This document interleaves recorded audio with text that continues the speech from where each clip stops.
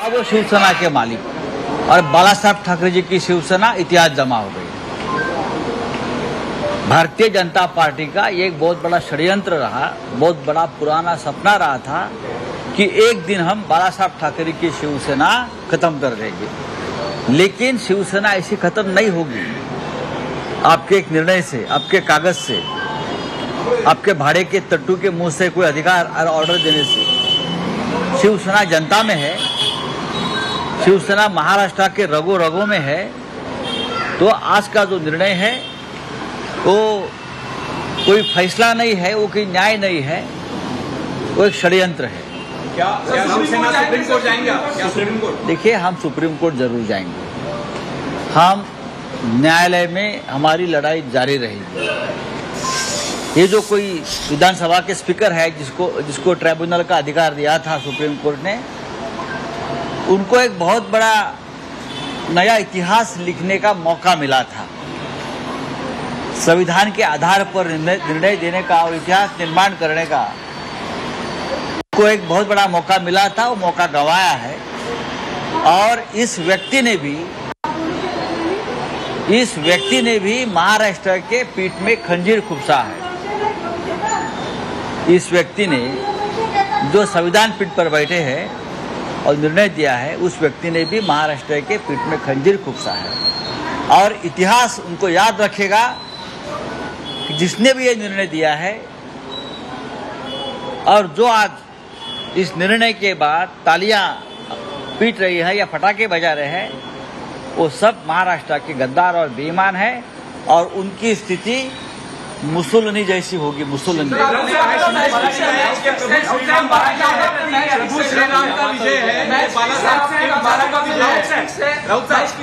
ये match fixing है। हम सुबह कहा था ये मैच फिक्सिंग है। ये मैच फिक्सिंग के सिवाय दूसरा कुछ नहीं है। प्रभु श्री राम का नाम लेने का ये लोगों का अधिकार नहीं है। प्रभु श्री राम दशरथ राजा अपने पिता के लिए वनवास चले गए और ये लोगों ने अपने पिता बाला साहब ठाकरे, राजनीतिक पिता बाला साहब ठाकरे की शिवसेना को वनवास में भेजने का काम किया है, भारतीय जनता पार्टी के गुलाम होकर। उद्धव ठाकरेंची प्रतिक्रिया आली आहे, खरी शिवसेना ही शिंदेची असल्याचं विधानसभा अध्यक्षांनी निकाल दिलेला आहे। भरत गोगावले हेच वीक मान्य केलेले आहे। बघा, विधानसभा अध्यक्ष यांना काय अधिकार आहे निर्णय देण्याचा? 65 वर्षापूर्वी, 60 वर्षापूर्वी ज्या शिवसेनेची स्थापना बाळासाहेब ठाकरेंनी केली, त्या शिवसेनेची मालकी भारतीय जनता पक्षाने नेमलेले एक व्यक्ती करणार का? निर्णय घेणार का? ज्या विधानसभा अध्यक्षांना बरं का त्यांची नेमणूक दिल्ली करते, दिल्लीच्या मेहरबानीवर त्याच्या खुर्चीवर बसतात, दिल्लीचे आदेश पाळतात, ते शिवसेनेचा भविष्य काय ठरवणार? बाळासाहेब ठाकरेंची शिवसेना अशा प्रकारे तुम्हाला दुसऱ्या चोर मंडळाच्या हातात सोपवण्याचा अधिकार कोणी दिला? जनता ठरवेल आता काय ते। पण ज्यांनी हे निर्णय दिले, जे आज फटाके वाजवत आहेत, जे आज आनंद व्यक्त करतायत, त्यांच्या म्होरक्यांची अवस्था ही इटलीतल्या मुसोलिनीसारखी होईल, हे लक्षात घ्या। लोक त्यांना सोडणार नाहीत। बाळासाहेब ठाकरेंच्या शिवसेनेची अशी अवस्था करणं, ती मातीमोल करण्याचा प्रयत्न करणं, हा महाराष्ट्राच्या पाठीत, मराठी माणसाच्या पाठीत खंजीर खुपसण्याचा अत्यंत अघोरी प्रकार आहे। पण शिवसेना यातून उभी राहील, उभी राहते आहे, लक्षात घ्या। आमचं आव्हान आहे, निवडणुका घ्या आणि कोणती शिवसेना हे आता तुम्ही ठरवा। माझं बोलणं पूर्ण होऊ द्या। इलेक्शन कमिशन हे चोरांचे सरदार आहेत। सर्वोच्च न्यायालयाने दिलेला निर्णय काय आहे? भरत गोगावले बेकायदेशीर व्हीप आहे, सुनील प्रभू हे खरे व्हीप आहेत, गव्हर्नरची केलेली संपूर्ण कृती बेकायदेशीर आहे, गव्हर्नरला बहुमत ठरवण्याचा अधिकार नाही, हे सर्वोच्च न्यायालयानं सांगितलेलं आहे। या देशाचं सर्वोच्च न्यायालय शहाणं की हे आत्ता बसलेले 150 शाणे भारतीय जनता पक्षाचे एक स्वप्न होतं गेल्या काही वर्षापासून की बाळासाहेब ठाकरे आणि त्यांची शिवसेना या महाराष्ट्राच्या मातीतून उखडून फेकू, हे गुजरात लॉबीचं स्वप्न पूर्ण करण्याचं काम घटनात्मक पदावर बसलेल्या एका मराठी व्यक्तीने केलं आहे। आणि मराठी माणूस या महाराष्ट्राचा त्यांना क्षमा करणार नाही. त्यांची अवस्था ही इटलीतल्या मुसोलिनीसारखी झाल्याशिवाय राहणार नाही. मार्क माय वर्ड्स. की हा बाळासाहेबांच्या विचारांचा विजय आहे, प्रभू श्रीरामाचा विजय आहे.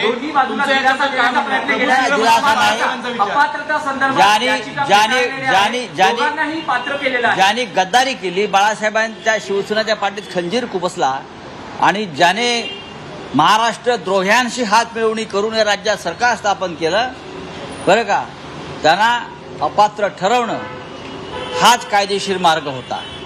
आणि सर्वोच्च न्यायालयामध्ये आम्ही लढाई करू आणि विधानसभा अध्यक्ष किती खोटारडेपणाने वागलेले आहेत हे सिद्ध करू. प्रभू श्रीरामाचं नाव त्यांना घ्यायचा अधिकार नाही. राम सत्यवचनी होते.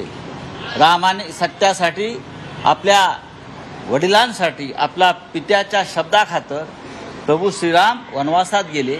आणि इथे ज्या मायबाप शिवसेनेनं तुम्हाला सर्व काही दिलं, त्या शिवसेनेला तुम्ही गुलाम करून वनवासात पाठवण्याचं तुम्ही एक काम केलेलं आहे. तुम्हाला इतिहास क्षमा करणार नाही. या महाराष्ट्राची पुढली पिढी तुम्हाला क्षमा करणार नाही. आणि मी परत सांगतो, यांची अवस्था मुसोलिनीसारखी होईल शेवटी. गुजरात लॉबीने बाळासाहेब ठाकरे डेफिनेटली ये गुजरात लॉबी ने बालासाहेब ठाकरे की शिवसेना खत्म करने का ये बहुत बड़ा षड्यंत्र है. ये गुजरात लॉबी का पाप है और हम लड़ते रहेंगे. शिवसेना ऐसी खत्म नहीं होगी. 2-4 लोग दिल्ली में बैठे हैं और वो तय करेंगे. ये मराठी आदमी की, मराठी मानुष की शिवसेना, महाराष्ट्र अस्मिता, महाराष्ट्र की शिवसेना इस प्रकार से आप खत्म करके मुंबई को अपने कब्जे में नहीं ले सकते. हम लड़ेंगे चाहे हमारी जान चली जाए. 106 लोगों ने जान दिया है महाराष्ट्र के लिए. हम और भी जान देने को तैयार है शिवसेना के लिए. चाहे तो अभी आपकी फौज यहाँ लेकर आइए, बंदूकें लेकर हम मरने को तैयार है. हम लड़ेंगे. कुछ टेक्निकल मुद्दों पर बात होनी चाहिए. उन्होंने कहा कोई टेक्निकल मुद्दा नहीं है. टेक्निकल मुद्दे पर शिवसेना नहीं बनी है. कौन एकनाथ शिंदे, कोई एकनाथ शिंदे, कौन भरत गोगावले, उनके औकात क्या है? कौन विधानसभा स्पीकर, वो तय करेगा. 40 एमएलए निकल गए तो पार्टी उनकी हो गई. विधानसभा का स्पीकर सिर्फ ये तय कर सकता है कि पार्लियामेंट्री पार्टी किसकी है, वहाँ क्या बहुमत है, ये तय करने का शायद उनको अधिकार है. कि विधानसभा में 40 लोग, 30 लोग शिवसेना छोड़कर चले गए, उनके पास बहुमत नहीं, यहाँ की पार्टी उनकी हो सकती है.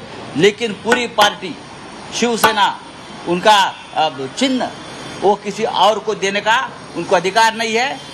बेकायदेशीर विधानसभा अध्यक्षांनी हा बेकायदेशीर दिलेला निर्णय आहे. हे अध्यक्षच बेकायदेशीर आहेत आमचं असं म्हणणं आहे. जो आपने चेंजेस किए थे वो आम्हाला घटना सांगू नका. अहो सोडाव मग या. अहो ऐका ना, या एकनाथ शिंदेने कुठली घटना आणली आहे? मग घटना एकनाथ शिंदेने लिहिली का भरत गोगावलेने लिहिली आहे? कोणाची घटना कोण सांगतायत? विधानसभा अध्यक्ष कोण ठरवणार? तुम्ही काय सांगताय मला? 2018ला आज विधानसभा इलेक्शन जे म्हणालेले आहे त्याच्यावर तारीख नाहीये, नियमानुसार निवड नाहीये आणि पक्षप्रमुखांना अंतिम अधिकार नाही. राष्ट्रीय कार्यकारिणीला अंतिम अधिकार आहे एखाद्या नेत्याला त्याच्या पदावरून काढण्याचे. असं या सगळ्या राष्ट्रीय कार्यकारिणीनेच घेतलेले निर्णय आहेत. राष्ट्रीय कार्यकारिणीनेच पक्षप्रमुखांना दिलेले अधिकार असतात. हे जर विधानसभा अध्यक्षांना माहीत नसेल, मुळात त्यांचं निकालपत्र दिल्लीहून टाईप करून आलं, हे त्यांनी दिलेलं नाही आहे, बरं का. हे जे मी सांगू शकतो हे कोणी ड्राफ्टिंग केलेलं आहे? हां, महाराष्ट्राच्या पाठीचा खंजीर खुपसलेला आहे. शिवसेनेला खतम करणं म्हणजे महाराष्ट्राला खतम करणं आहे. बाळासाहेब ठाकरेंची शिवसेना अशा प्रकारे खतम करणं म्हणजे संपूर्ण या 11 कोटी मराठी माणसाच्या पाठीमध्ये खंजीर खुपसण्यासारखं आहे. आणि ते काम आज एक मराठी माणूस राहुल नार्वेकर याने केलेलं आहे. उद्धव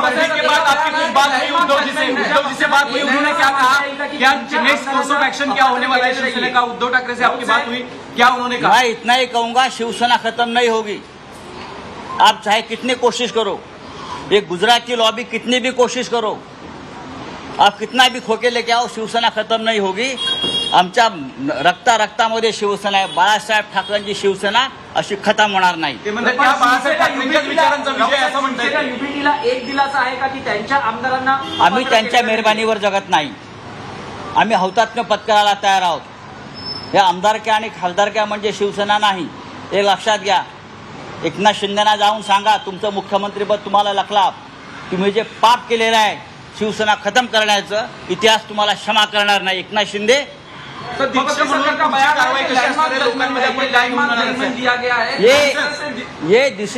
ये काला दिन है हिंदुस्तान के इतिहास का, लोकतंत्र का इतिहास का. हा काळा दिवस आहे आणि मराठी माणसासाठी हा अत्यंत काळा दिवस आहे. विधानसभा एक प्रश्न राहतो की स्टेट पार्टी ज्या आहेत, प्रादेशिक पक्ष जर अशा पद्धतीने 10 शेड्यूल अंतर्गत कारवाई व्हायला लागली आणि पार्लमेंटरी लेजिस्लेटिव्ह पार्टीला जर ते मुख्य पक्ष मानून कारवाई करायला लागली, तर प्रादेशिक पक्षांचं भविष्य या देशातल्या प्रादेशिक अस्मिता खतम करून आपणच एकमेव पक्ष भारतीय जनता पक्ष राहावा, यासाठी ही सुरुवात त्यांनी महाराष्ट्रातून केलेली आहे.